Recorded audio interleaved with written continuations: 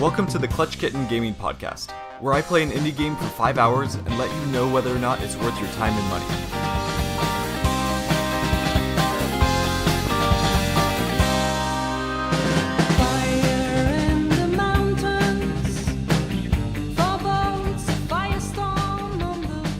Hello and welcome everyone. This is James, also known as Clutch Kitten, and I am so excited that you're here for episode 33 of the show.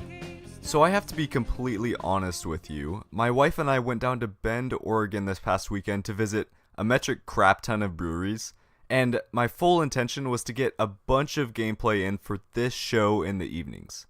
It was the perfect opportunity. I have a game that I wanted to review on my Switch, but what ended up happening was that I also have another game on my Switch called Stardew Valley. Needless to say, despite my best intentions on that trip, I just ended up spending my evenings mining and making my farm look mighty fine. All that being said, I did still review a game for this show. I just felt like I needed to confess my current addiction to Stardew. Now before we jump into news for this week, I wanted to answer some questions from some of you. If you're interested in getting your question on the show, or just want to reach out and say hi, the best places to find me are on Instagram at klutchkittengaming and on my email at klutchkittengaming@gmail.com. This week's first question comes to us from Game Brews, who asked, what's the first indie game you remember playing or leaving an impression on you? That's a wonderful question that really made me think. I actually had to pull up Steam to try and remember what it could be.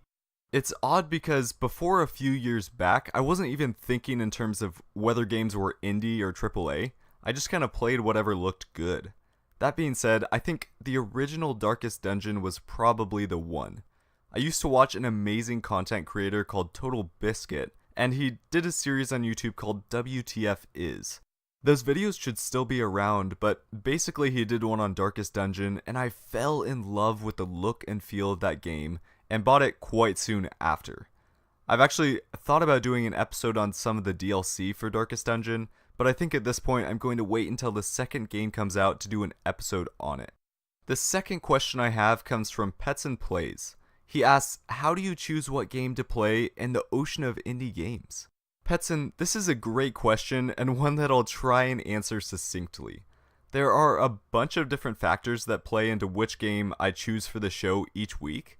It's almost like a Venn diagram with 6 or 7 circles, and whatever game ends up in the middle gets chosen. One factor is the release date. I generally place more of an emphasis on newer games. However, like the title we're looking at today, there are some indie games which are a year and a half old that I think a lot of people missed and are worth going back to. A second factor is cost. I currently buy all the games I play for the show, so I really try and get a lot of them on sale. I have a gigantic wish list on Switch and Steam, and I'm always on the lookout for when they're discounted. Once they're discounted and I buy them, they go into a huge bucket of games for me to choose from. There have been instances though where I do buy full price games because there's a ton of hype around them, or I don't want to wait for a sale, one example being Gree. Another factor that plays into what I choose is variety, both for my sanity and for all of your enjoyment. Let's be honest. We're all going to get extremely bored if I talk about walking sims or roguelikes every episode, so I usually try and see what I've played recently and choose a game in a different genre. Since there are still a bunch of other things that play into my choice, I'll just mention one more, which is what I feel like playing. This is a weird one, but I find that the podcast is a whole lot more enjoyable if I'm actually excited about what I'm playing. If I'm playing a game that feels like a chore, I think that it shows through in how I talk about it. Anywho, sorry for such long-winded answers. I really appreciate those questions, and I'm always looking for more to answer on this show. Definitely don't be afraid to send some my way. Let's get into some more recent news now, which is actually so hilarious. So I heard about this original story through Imran Khan at Game Informer. Basically, there's a user on Reddit who posted that he would buy the first 343 employee that commented on his post a pizza if the Master Chief Collection for PC got announced during March. That's a mouthful, but let's jump forward a few days to March 12th, where 343 announced that MCC would be coming to PC. Brian Gerard, the community director over at 343 Studios, then tweeted out that they actually received a pizza at the studio. This then sparked what appeared to be a ton of pizzas being sent over by fans over the course of a few hours, with them tweeting updates and then in the end telling people to stop sending pizzas over since they had so many and the building receptionist wasn't even there anymore. Now let's jump forward a few more days to March 17th, and on the Halo Twitter, the following was said. Thank you for the outpouring of excitement over the news of the Halo Master Chief Collection coming to PC. As a token of gratitude, we'd like to offer you a hot slice of pepperoni within Halo 5. Jump online today and pick up your complimentary Last Slice skin. So basically, if you were on Halo 5 on the 17th, you got a free pizza skin for one of your guns. I just love stories like this because not only are we getting MCC for PC, but it's a wonderful example of instances where studios and fans are interacting in an incredibly positive and fun way. You really don't have to look far to find hate and outrage about games, so this piece of news was a ton of fun for me to hear. Let's move on now to this week's game.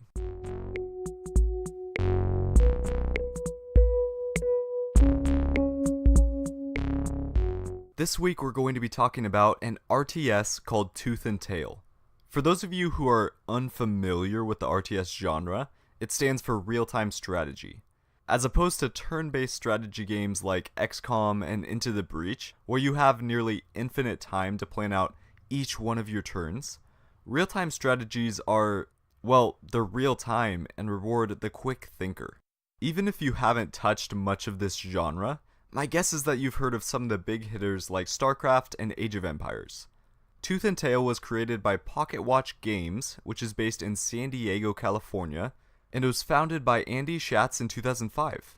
His first game as a solo developer was Wildlife Tycoon Venture Africa, but before Tooth and Tail, this studio is probably best known for Monaco, What's Yours Is Mine. This game currently costs $19.99 on Steam and is also available for PlayStation. According to HowLongToBeat.com, this game takes around 9 hours for the main campaign, but as it also has online matches in addition to split-screen couch co-op, there really is a ton of replayability value. You can play it with either mouse and keyboard or gamepad, and although I used mouse and keyboard for most of my time, I did try out my controller and was shocked by how well it worked for this game. If I go back to play more, I most likely will switch over to my Xbox controller.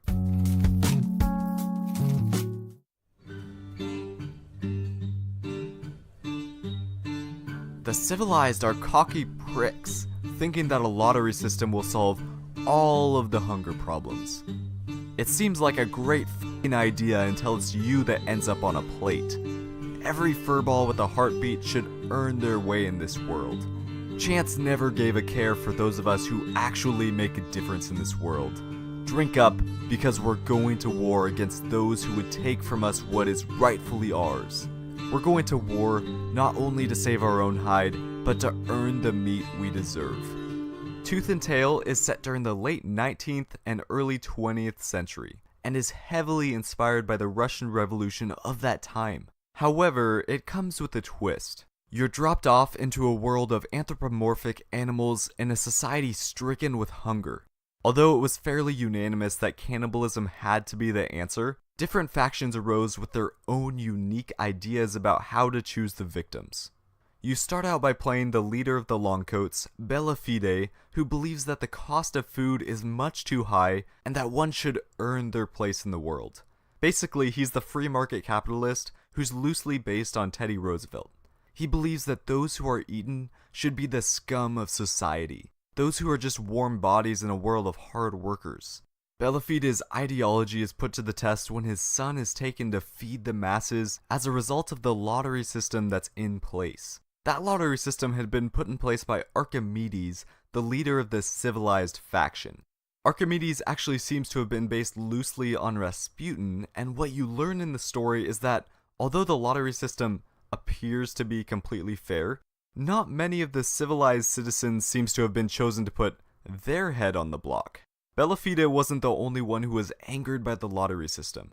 Hopper, the leader of the common folk, wanted a voting system. That way all could get a say in who gets eaten. Although Hopper has her own bias, she's well loved by the common folk due to her selflessness. She only has one arm, and it's told that her other limb was given to feed the people. She doesn't stand by the same ideals as Bellafide, but since they have the common goal of taking down the civilized, he seems to be a worthy ally. The fourth leader that fits into our story is the Quartermaster, who's the leader of the KSR, a troop of secret police tasked with keeping the peace. She's an interesting one-eyed character because she only fights alongside the civilized in order to bring about peace more quickly. She doesn't wish for a revolution, so her solution is to fight for it to stop. You may have expected a pretty bare-bones story since Tooth and Tail is an RTS, but there is a surprising amount of narrative strewn throughout the campaign. You start as Bellafide, but as you progress through the experience, you get to play each commander and interact with their people. That's where a majority of the story is found, in those moments between missions where you're hanging out in the pub or walking through the ammunition room. You can interact with the bartender, the janitor, the pictures on the wall, and items on the ground, each giving you more insight into the ideology and frustrations of each faction. In the campaign, the missions also give some additional understanding in terms of the ebb and flow of the rebellion. For example, there are some missions where the Longcoats are allied up with the common folk and vice versa.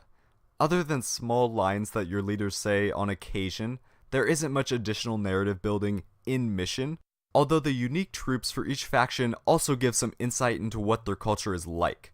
Since the KSR is a group of secret police that has access to more technology, you end up having troops like the Sergeant Wolf and glorious AFB skunks with gas masks. On the other hand, the units you have as the common folk fit that faction better with characters like the Nomads of the North Lizards and the Trench Gang Chameleons.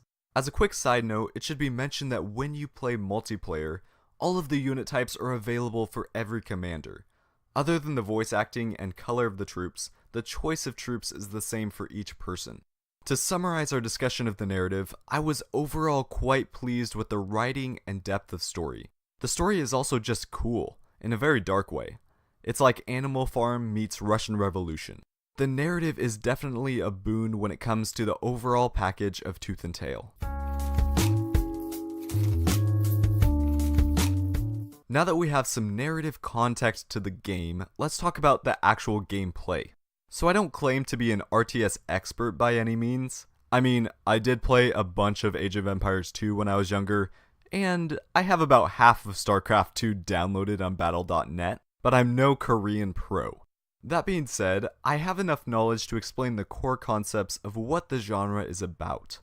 Stripped down, an RTS is about building an economy which will then turn into you creating units and buildings in order to eventually overthrow your opponents. There's often a large amount of micromanagement, and whichever player can make good decisions the fastest is usually the one that winds up on top. As you might imagine, this type of game can go down a very dark, deep hole of complexity. You have to scout to gain intel, manage and direct multiple armies full of various types of units, upgrade units, build structures, defend against the enemy, and the list goes on and on and on. For someone like me, this complexity is part of what has kept me from diving into a lot of RTSs, and I think the Pocket Watch devs may have felt the same way because they took the RTS blob of complexity and they distilled it down to something more palatable for the everyday gamer. Let's go over a few of those changes that they made. First of all, you as the player are only directly controlling one unit, the commander. You play as one of those 4 faction leaders we talked about earlier, and they each have the same basic commands. You can call all of your troops to follow you into battle or retreat. You can call a specific class to follow you into battle or retreat. You can build structures, and you can take over objectives. For those of you who are RTS veterans, this will immediately strike you as a huge simplification of the formula. Instead of having to micromanage your troops by clicking all over the place, all you have to do in Tooth and Tail is move your commander to the place you want your army to be or a specific troop to be. A second simplification made was to the economy. You only have one resource to manage, food. In the Tooth and Tail world, food is everything. so the player who's tilling the most farms around their gristmills and who claims the most campfires will be generating more food than their opponent, which will eventually lead to them being able to build up a stronger army. Do you want to build a structure that generates units? That costs food. Do you want to claim a gristmill that will allow you to farm around it? That also costs food. Everything you do in this game, besides directing your units, will cost food. The third simplification I'll mention is in regards to the in-game progression. In many RTSs, there are research and upgrade trees which unlock new or better units and new or better structures. In Tooth and Tail, you don't have to deal with any of this. You take in a few different classes of units or structures, and those are what you have for the entirety of the match. The in-game progression is felt through being able to purchase those bigger and better units, but there isn't any sort of micromanaging what you need to do beyond choosing which units to build and how many of those barracks to construct. At this point in our discussion, I'm guessing that some of you are stoked because there's finally an RTS without barbed wire barriers to entry, but for those of you who are strategy nerds, you might be thinking that Tooth and Tail sounds like it's a game for plebs. Hopefully I can help alleviate some of your concerns by talking about how this game feels to play. Most people play these types of games because of the rush that you get. It's a game of wits and quick thinking, and there's always that tension when you can't see what's going on in the fog of war. When you eventually face off with your opponent, that's where those tiny decisions can win or lose you the game. Are you properly countering their troops with yours, or are your armies getting butchered before your eyes? What I'm happy to say is that Tooth and Tail, despite being a much more simple experience, still captures the feel of playing an RTS. First off, despite directly controlling only one character, there is still a ton to keep track of. You are not only the commander, you're also the scout and contractor. If you want to reveal more of the map, you have to be the one to scout, but if you're out scouting too long, you might be missing out on the opportunity to build more farms to generate more food. In addition to the tension created by multiple tasks, which each require your time in different ways, you also have the tension of figuring out when to start building your army and knowing which units to build. If you end up building a barracks for your poisonous snakes, you're going to have some additional offensive and defensive force. However, the food you just spent on building those units may have been better spent on building a farm or claiming a gristmill. The last piece of RTS goodness that Tooth and Tail captures well is the tension in combat. There's an ebb and flow to knowing which units to march forward and which to hold back depending on what your enemy has. There are also those oh shit moments where your enemy has a flying unit and you have no way to shoot them down.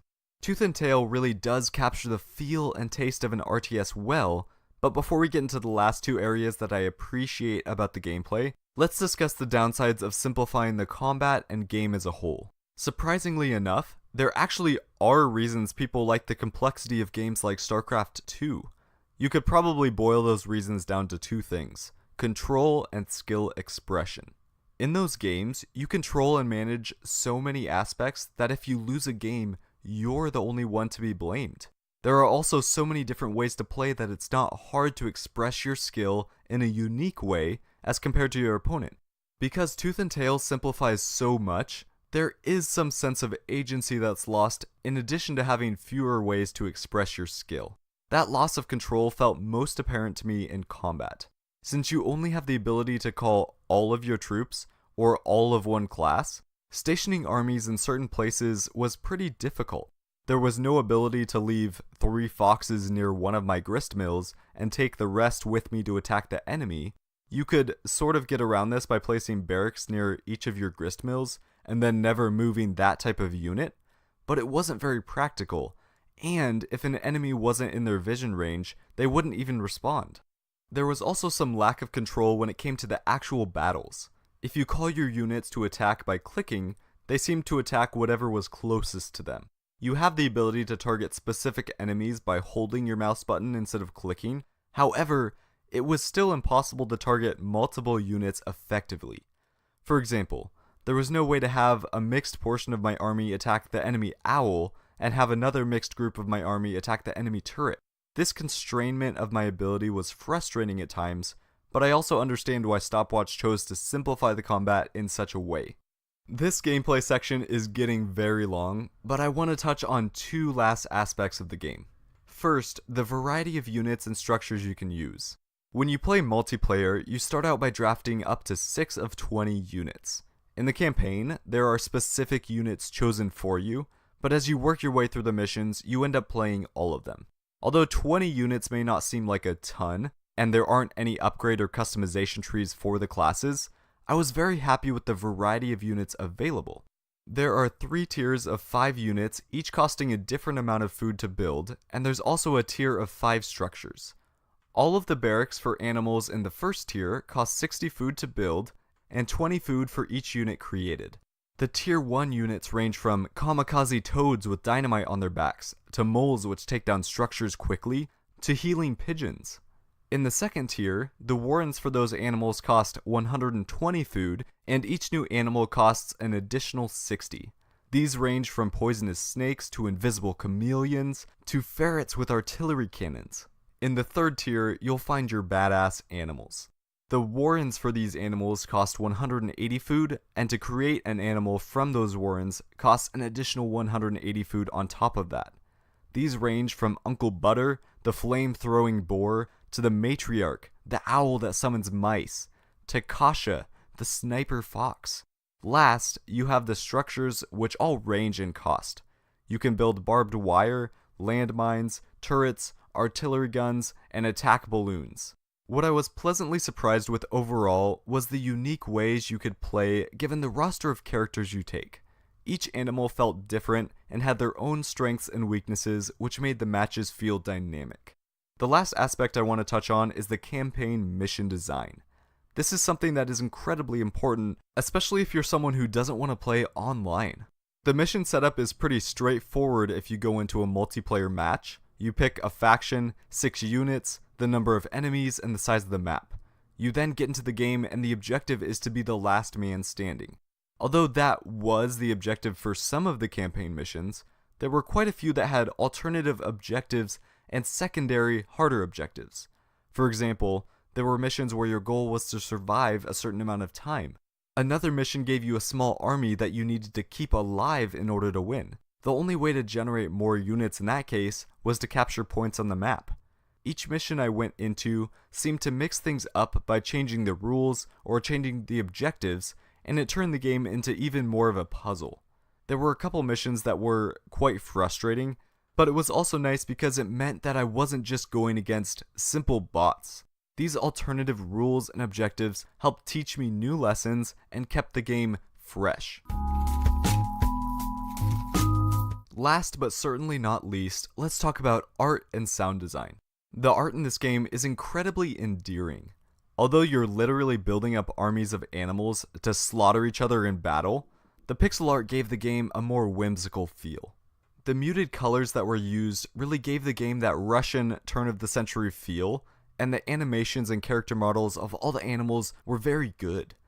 I mean, seeing tiny squirrels hop around with guns is really nothing but cute. In conjunction with the storyline, the art and sound design gave a lot of dark comedy vibes.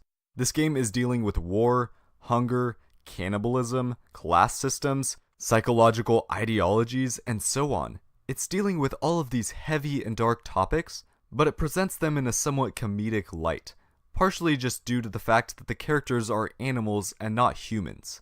The pixel art isn't the most beautiful by any means, but it's perfect for the tone and setting of this world. The only complaint I have in regards to the art is how readable some of the maps are. Because the maps are randomly seeded, you never know exactly how any given map will flow.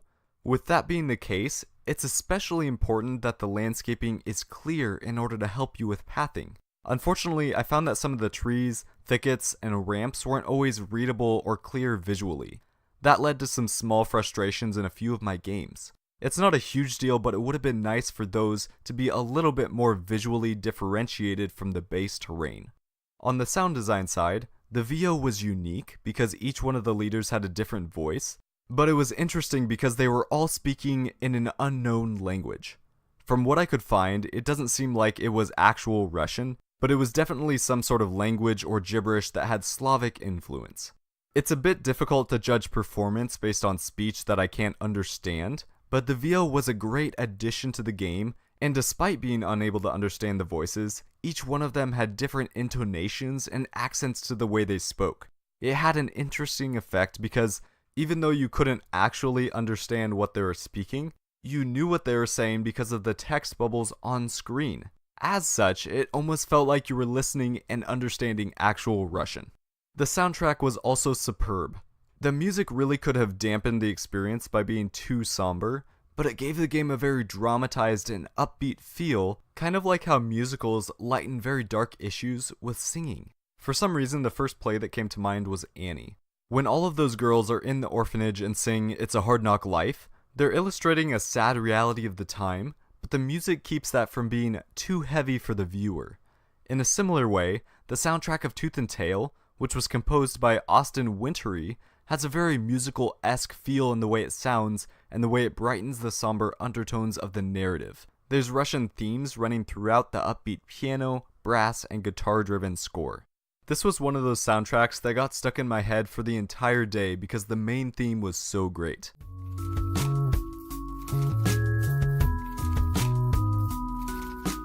Now that we've made it through the narrative, gameplay, art, and sound design, let's summarize with some positives and negatives. First off, on the positive side, there was a wonderful amount of world building that enhanced the gameplay. I loved that you were brought into this alternative animal Russian revolution that carried along with it all of these dark themes. Second, the way Pocket Watch games distilled the RTS genre was brilliant. Don't get me wrong, this isn't an RTS for dummies. The gameplay still manages to hold on to the core feelings and strategy elements that more complex RTSs have, while breaking down a lot of the barriers to entry. Third, the art and sound design nearly perfectly supported the narrative and gameplay. The music makes you feel like you're a part of this Russian animal revolution, and it motivates you to slam the other factions vying for power. On the negative side, first off, the lack of combat control was frustrating at points. I wanted the ability to micromanage just a bit more when it came to choosing and moving troops. This goes hand in hand with my complaint about enemy targeting. The fact that I could basically only target one enemy at a time made things really difficult. I think that if I could have specified which groups of soldiers I wanted to follow my command, instead of just all the troops or a specific class, it would have made things a lot less frustrating. The distinction between class and all troops was nice, but there were too many situations where that didn't allow for enough tactical agency. My other main negative for Tooth and Tail has to do with the map clarity. The way I could path around obstacles was not always clear, which resulted in some wasted time for quite a few missions. There was only one mission where it truly caused me to fail, but map clarity should be a priority for this type of game.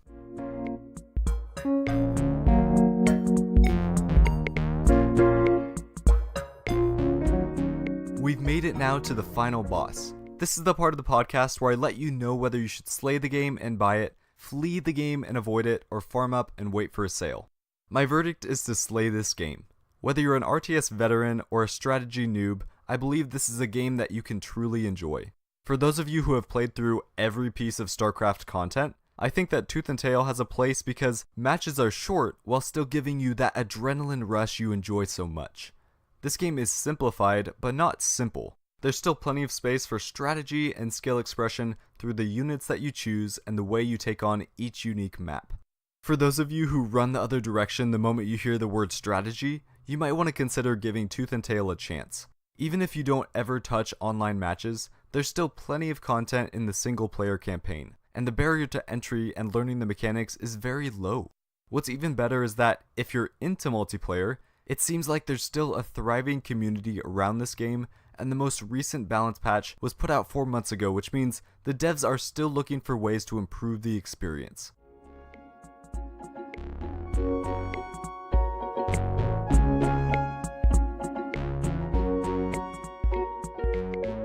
As always, thank you all so much for taking the time to listen in. Beyond just clicking that download button every week, if you want to support the show, you can give it a 5-star review on iTunes, and you can tell your friends about it.